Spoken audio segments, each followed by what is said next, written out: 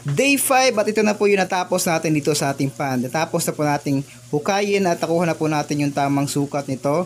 At ayan, malapit na po natin tong lagyan ng trapal. Pagkatapos lagyan ng tubig, set up yung filtration system. At yun, okay na po ito. Goods na pong ilipat ito yung mga alaga natin. So yun po guys, day 3 na po ngayon. At malapit na po namin matapos tong paghukay natin dito sa ating pan.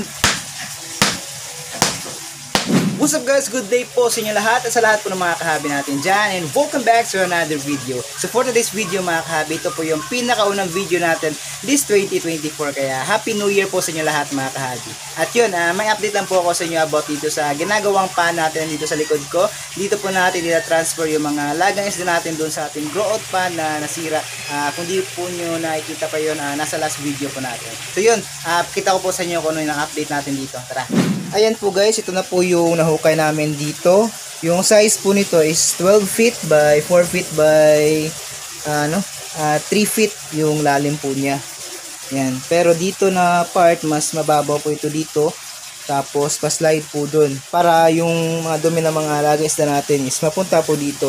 At yung gagawin natin dito, di po natin to i-bottom drain. Di na po kasi kasya sa budget natin at saka sa sa oras natin, kasi kailangan na po natin ilipat yung mga alagang isda po natin. So yun yung ginawa namin dito. Ito pinatag ko dito, tapos nagtambak yung kinuha namin lupa dyan, tinambak ko dito, tapos pinukpok natin para maging matibay, para ma-elevate din po yung area natin dito, para pag may tubig or umulan, hindi po makakapasok dito yung tubig. Ayan, so tour ko po kayo dito. Ayan. Okay, so pwede ka maglakad dito sa palibot sa pan natin. Ayan. Dito pwede kang umikot-ikot sa pan natin. Baba tayo. Whoops! Yun. So, pang-5 araw po namin ng paghukay ngayon. At yun nga, natapos namin itong hukayin. So, kanina lang, ready na ito para lagyan ng trapal. Siguro bukas, lalagyan na namin to ng trapal. Budgetarian po talaga itong pan natin na ito guys. Dahil di po sakto sa budget natin yung paggawa ng pan natin ngayon. Kasi kung mapapansin nyo, yung mga last pan na ginagawa natin, mga nakakahoy talaga, naka-elevate po talaga yung mga pan natin. Pero ngayon ito kailangan po kasi at madalian din po yung pagkagawa natin ito. Gawa nga nung nasira po yun, yung grow out pan natin, kaya kailangan namin gumawa ng pan. Kaya ito yung naisip ko na setup ng pan natin. At yung bibili na lang po ako ng malakas na pump. Yung plano ko is bumili na po tayo ng pereha. At di na po natin to i-bottom drain kasi di na po kasya sa oras. Marami pang hukayin pag nag-bottom drain pa po tayo. At medyo malalim din po siya. Ito wala na po siyang kahoy. Pero yung paligid nito, tatabunan po natin to ng ng semento. Tapos gagawa tayo ng drainage sa gilid. Pero pag natapos na itong pan natin, okay na nga po siya. Nasa mga 4 tons po ito mahigit. Doble po ng grow out pan natin na yan. Yan, so okay naman po siya. Yun nga, kanina nakatapos na po natin na mahukay po itong pan natin. Yan. Tapos yung mga gilid-gilid niya, pinukpok lang po natin. Yan. Hindi po siya ganong straight, pero okay na po yan. Ang importante na matibay naman po ito kasi lupa po siya. Ayan. Para pag nasira po yung trapal, madali na lang pong palitan. Hindi na po kailangan na gumastos pa ng kahoy. Kaya okay din po itong ganito na setup. Pero mas okay po talaga to pag na concrete na po itong ganitong lalim.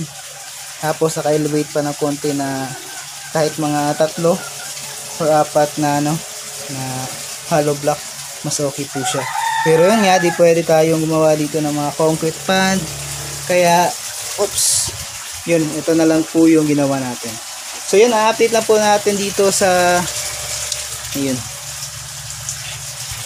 Update natin dito sa mga alaga natin. Ito po siya. Ayan, ito po sila. Okay naman, healthy naman yung mga alaga natin. Awa ng Diyos, okay naman po sila. Pero yun nga, kailangan po talaga natin mag-double time sa pagbuo nitong pan natin na to.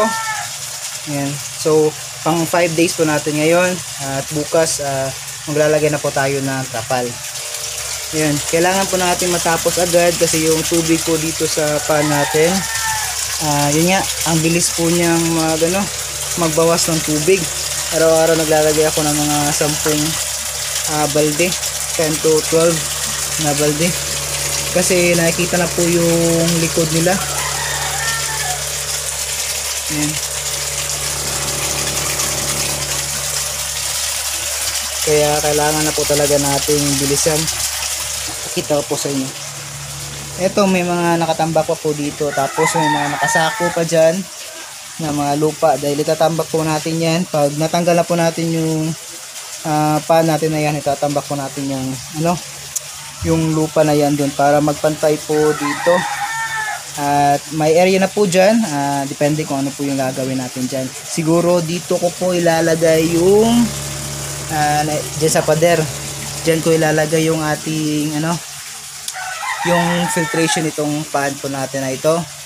At may area pa dyan, pwede tayong maglagay dyan ng ng mga aquarium or basta makikita nyo naman po sa mga susunod na video natin. Tapos dito, itong area na to, siguro tatanggalin ko na to at may ipapalit ako dito.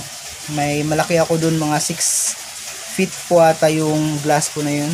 Siguro baka pwede natin gawing aquarium na nakatrapal din, basta basta depende na po yan. Yun,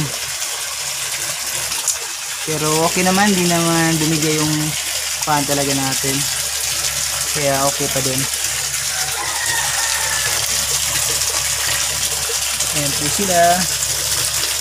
Siguro mas lalaki pa ito pag ilipat po natin dun pag natapos na po yung pan, kasi itong isa na umuso na po nitong isang kuha ko natin. Tsaka balakin po natin kumuha ulit ng shagoy po ata. Shagoy para ilagay po dito sa pan natin.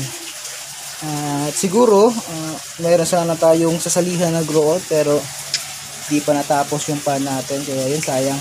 Pero pag natapos na ito, pwede na tayong sumali sa mga grow out. Nakaka-ano po kasi, nakaka-enjoy din po yung sumali sa mga grow out. May mga natutunan ka sa pag-groom mo ng mga isda, tapos may mga nakikilala kang bagong mga kahabi natin. Kaya yun, maganda yung sumali sa mga grow out competition ng mga koi. So pakainin ko lang po muna sila, guys. Oops.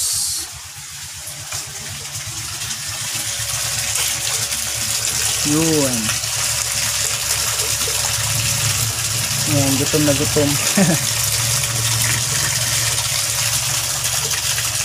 Pag di ko na dadagdagan yung tubig dito, guys, sobrang talaga, baba talaga. Kaya kailangan everyday na maglagay ng new water. Kaya ito yung ating filtration dito. Yan. Kita ba? Temporary natin na filter. Ito na po yung update natin. At pag natapos na po natin itong pan natin na to, ay papakita ko po sa inyo yung full video natin. Yan. So bukas, maglalagay na po tayo dito ng trapal. Pero yung pinaka-challenge po talaga dito is yung pagpuno ng tubig, kasi sobrang dami tubig po nito, guys. At doon sa filtration po pala natin, yung gagamit natin is ito, siguro itong tatlo. So abangan nyo rin po yung pag-set up natin sa filtration system natin na to. At mas safe po ito, guys, dahil wala na po siya mga butas. Naka pump feed po siya, and basta Makikita nyo lang po sa mga susunod na video natin. So yan po guys, pagkatapos po itong pan natin, tayo po yung unang lalangoy dito. Abangan nyo po yun.